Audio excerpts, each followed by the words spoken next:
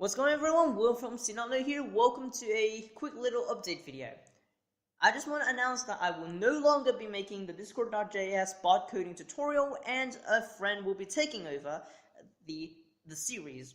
As for me, I'm going to be starting a new series on the Discord.py, and I just want to point out that my friend, in fact, the original plan was me to continue Discord.js, and another friend would take over, would start the Discord.py tutorial, but he has been having issues with his internet service provider for at least half a year, so it's been dragging on for so long, and he can't really make videos at this point in time, so therefore I have to do the Discord.py tutorials.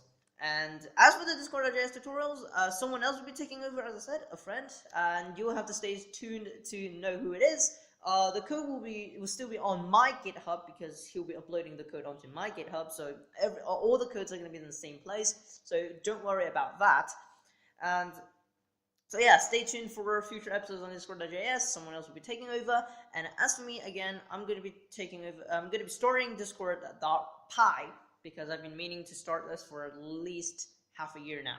So another thing I want to say is that I'm not just going to be staying within Discord.py, I am going to be a little bit more diverse with Python, okay? So as I'm more comfortable with coding in Python compared to JavaScript, so I can do much more with Python. So when it comes to Python, I'm probably going to make more tutorials like covering Tkinter or Django, or even like simulating mouse clicks, etc., etc. I'm going to be covering a bunch of topics over Python, and basically make a bunch more tutorials than simply just Discord bots, okay, right? So just look forward to it, I guess. So I'm going to have a lot more tutorials coming up, and that's pretty much everything I have to announce.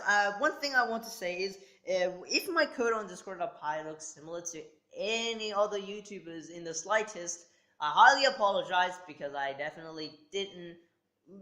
I don't even know a single YouTuber that actually does Discord.py. I'm sorry if anyone, like the source code or anyone, does Discord.py, I am not keeping tab on it. Okay, I don't know.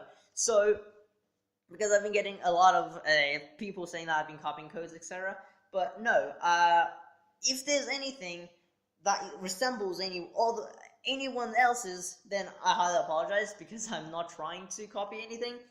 And I just want to say that it's bugging me. All right, so I do go on to GitHub, on especially the creator of Discord.py's GitHub. There's an example folder in the Discord.py repository, so that's where I got some of the example codes.